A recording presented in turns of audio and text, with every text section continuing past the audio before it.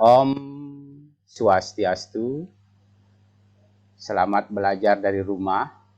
Kita akan melanjutkan pertemuan tatap maya yang ketiga ini. Bapak sudah buat tadi pagi, ini baru Bapak buat materinya, karena materi yang terakhir sudah habis ya. Materi yang pertama itu sudah habis, kita lanjutkan dengan materi yang ketiga, masuk ke pokok materi kimia, yaitu struktur atom, perkembangan model atom, dan partikel penyusun atom. Itu yang akan kita bahas. Baik, ini kita bahas kurang lebih 15 menit. Mari kita mulai saja langsung ke pembahasan yang pertama, yaitu perkembangan model atom, mulai dari atom Dalton, Thomson, Rutherford, Niels Bohr, dan mekanika kuantum atau model atom de Broglie, atau disebut juga model atom modern. Bapak sudah menunjukkan tabel gambar atom. Bisa ditunjukkan tuh, bisa dilihat itu model gambar atomnya, bisa? Bisa? Model gambar atomnya itu bisa terlihat ya? Bisa, Pak. Oke, sudah bisa. Jadi kalau kita lihat dari model atom Dalton yang paling sederhana ini. Model atom Dalton paling sederhana ini. Karena apa? Karena belum ditemukan apa yang ada di dalam atom itu, belum ditemukan, sehingga paling sederhana, berupa bola yang pejal, padat, tidak bisa pecah, tidak bisa dibagi. Itu Dalton, sederhana sekali. Lanjut kemudian penemuan elektron dan proton, maka model atom Thomson mulai bahwa atom itu bermuatan positif. Oh, dulu positif gambarnya, elektron menyebar di dalam permukaannya. Oh, itu Thomson dia bilang. Kemudian berkembang lebih lanjut ke model atom Rutherford, karena pada saat itu sudah ditemukan inti atom. Sudah ditemukan inti atom, sudah ada proton, sudah ada elektron. Jadi Rutherford itu menyatakan bahwa atom ada intinya, kemudian elektron beredar pada kulit atom dari jarak yang cukup jauh dengan inti. Rutherford. Kemudian setelah ditemukan inti atom, ditemukan elektron, ditemukan proton, ditemukan juga neutron. Di dalam atom itu ternyata ada proton, elektron, dan neutron. Intinya ini tersusun dari proton dan neutron. Sedangkan elektron berada atau beredar pada kulit-kulit, kulit 1, kulit 2, kulit 3, dan seterusnya. Nah, kemudian yang modern ini yang modern.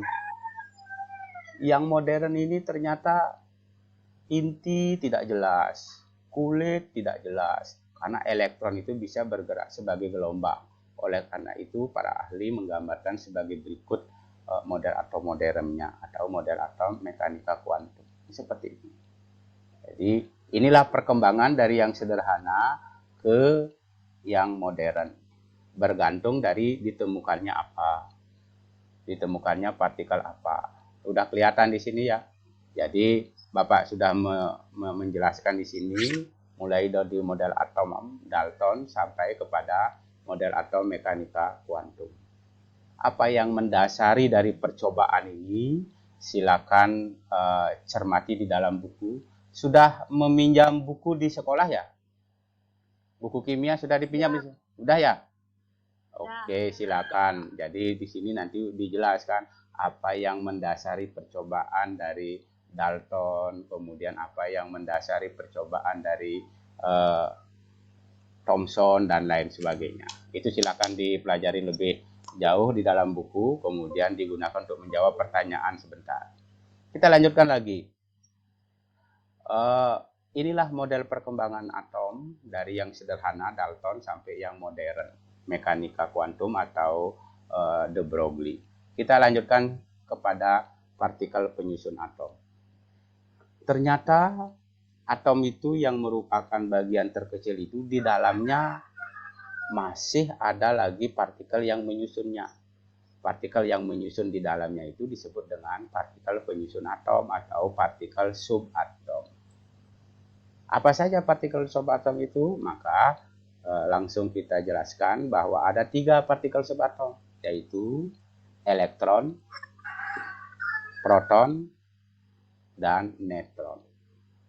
Elektron, proton, dan neutron. Ini tabel sifat-sifatnya ya. Jadi kalau proton dilambangkan P, elektron E, neutron N. Penemunya ini ya.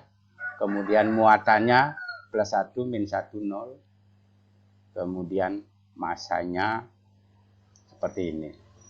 Ini sifatnya ya. Lalu bagaimana menemukan proton, elektron, dan neutron? Nah, Bapak sudah berikan di sini gambarannya, penjelasannya.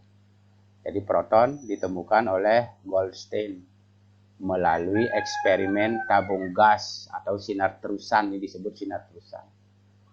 Jadi melalui eksperimen sinar terusan. Kalau sinar katoda bermuatan negatif, itu elektron, sedangkan sinar terusan bermuatan positif, itu proton.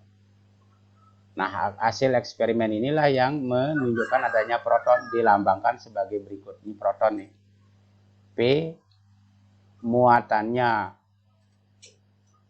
ulang, P muatannya plus 1 atau positif.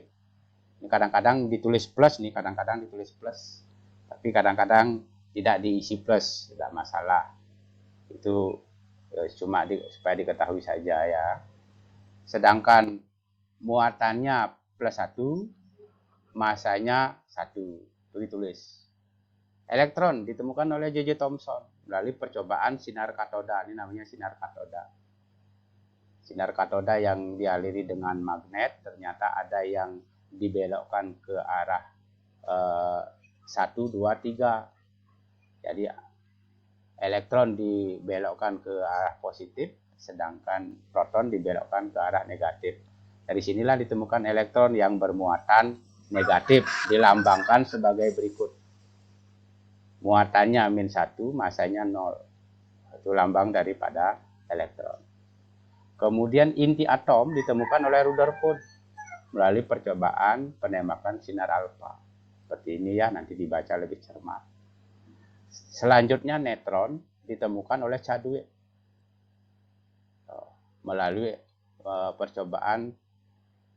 percobaan ini, yaitu percobaan penembakan sinar alfa pada inti berelium.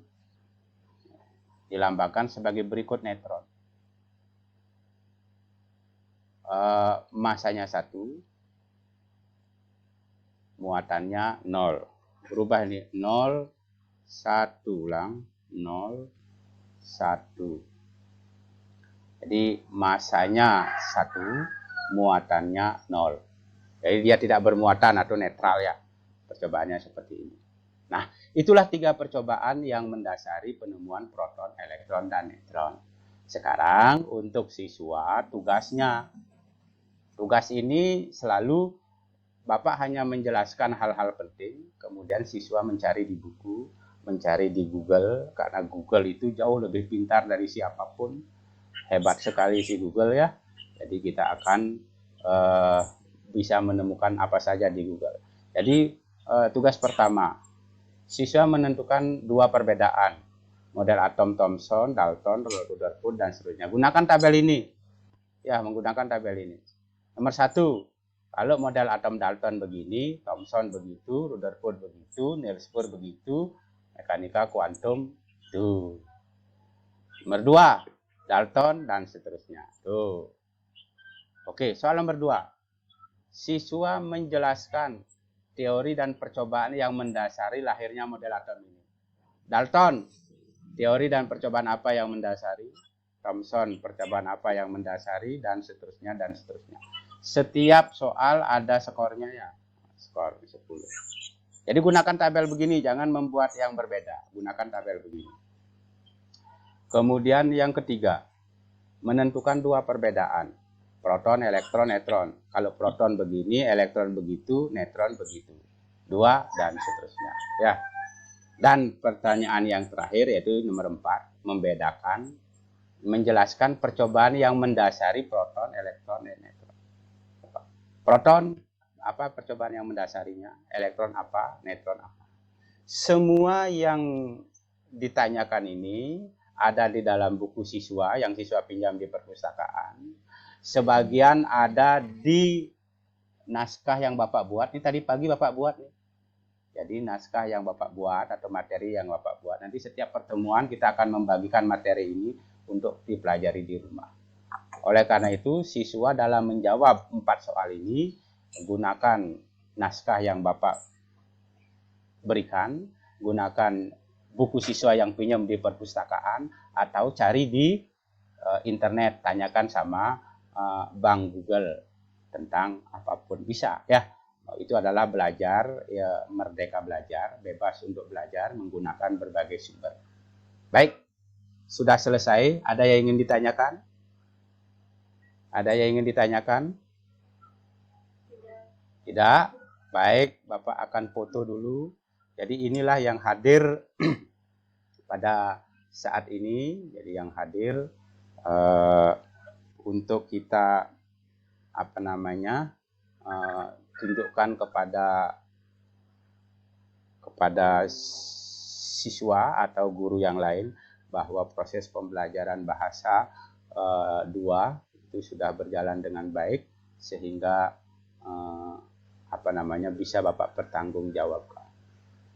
Lalu siapa saja yang hadir juga Bapak akan cek ya. Oke. Baik. Sekali lagi, ada pertanyaan? Tidak? Sudah jelas? Sudah jelas ya? Sudah. Oke, sudah jelas. Oleh karena itu, maka pertemuan untuk tatap maya kita sebut ya, kita akhiri sampai di sini. Selamat belajar dari rumah. Jadi tugasnya kapan dikumpulkan? Tunggu sebentar, akan ada informasi lewat WA. Ya, baik. Selamat belajar dari rumah. Bapak tutup dengan Parame Santi. Om Santi, Santi, Santi. Om.